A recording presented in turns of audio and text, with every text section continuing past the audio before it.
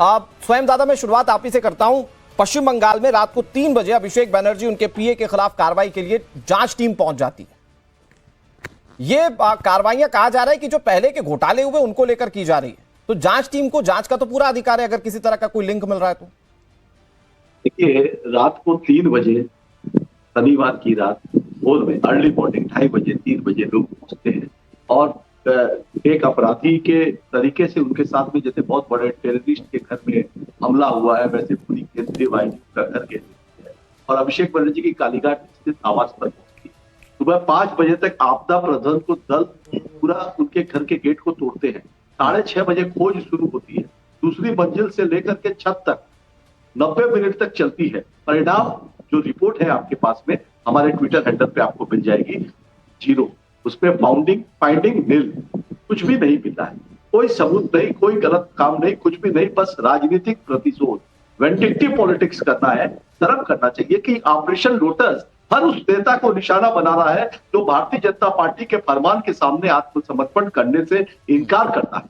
यही तो बात है, यही तो तानाशाही ताकत होती है कि या तो हमें हे मुगेम्बो बोलो, हे मुगेम्बो, और जो हे मुगेम्बो नहीं बोलेगा उसका सर कलम कर दिया जाएगा। ठीक है। तो ममता बनर्जी और अभिषेक बनर्जी का सर नीचे नहीं हुआ है, लड़ाई जारी है और इंडिया गठबंधन की भी लड़ाई जारी है और आगामी समय में आपको बहुत जल्दी परिणाम भी देखेंगे। ठीक है, स्वयं दा मैं फिर आ रहा हूं आपके पास। हमारे साथ शांतनु सेन जुड़ गए हैं, टीएमसी के बागी नेता हैं, राज्यसभा के पूर्व सांसद हैं, बड़ा कद था उनका तृणमूल कांग्रेस में। शांतनु दा, बहुत बहुत स्वागत आपका टाइम्स नाउ नवभारत पर। स्वयं प्रकाश पुरोहित हमारे साथ तृणमूल कांग्रेस के प्रवक्ता जुड़े हुए, वो कह रहे हैं जो कार्रवाइयां हो रही हैं ये पॉलिटिकल वेंडेटा की कार्रवाई है। जो लोग डर गए तृणमूल कांग्रेस के अंदर भारतीय जनता पार्टी से, वो आज बागी हो गए, मसलन आप।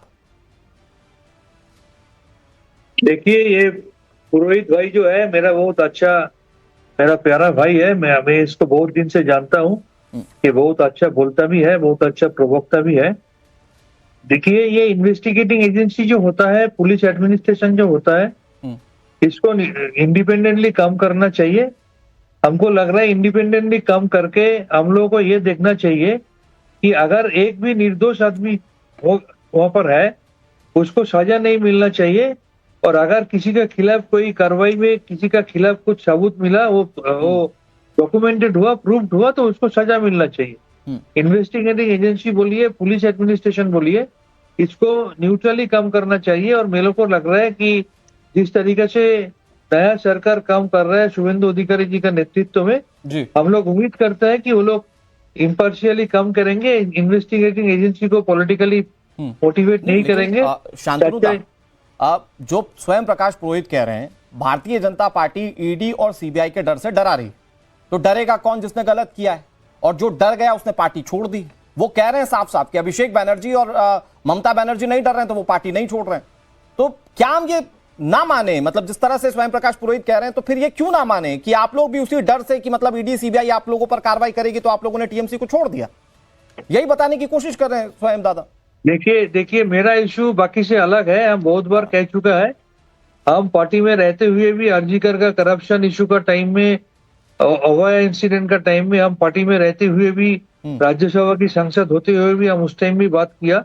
ऐसा नहीं है कि हम 4 में तृणमूल हार गया बोल के अभी बात कर रहे हैं। मेरा इशू दूसरा है।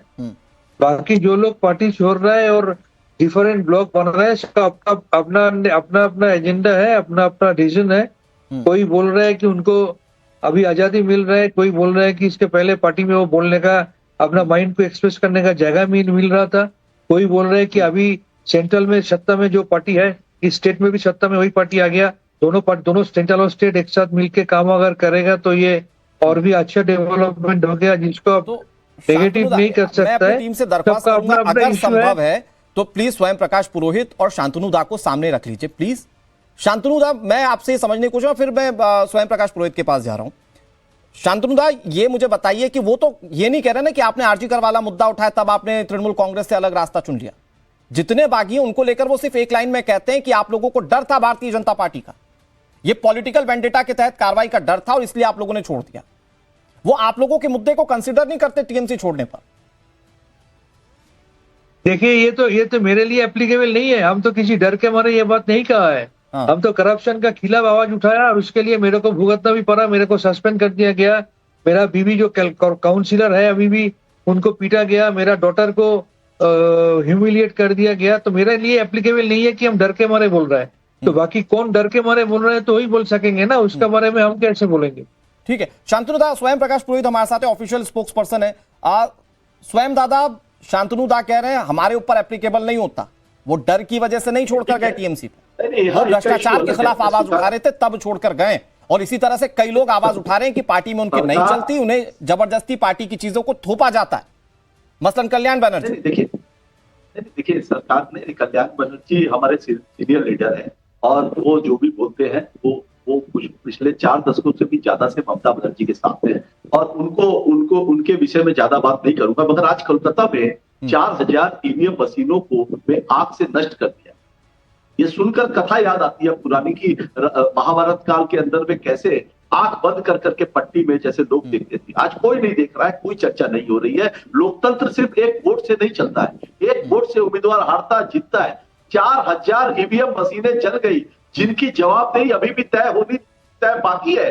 सुप्रीम कोर्ट के अंदर में मामला पेंडिंग है। लेकिन स्वयं दादा, वो सारी बातें जांच का विषय है और इसी जांच को लेकर कि अगर कोयला घोटाला हुआ, शिक्षक घोटाला हुआ स्वयं दादा, तो उस पर जांच में गड़बड़ी क्या, मतलब जांच में दिक्कत क्या है? रात को 2:30 बजे अभिषेक बनर्जी के घर में जांच क्यों?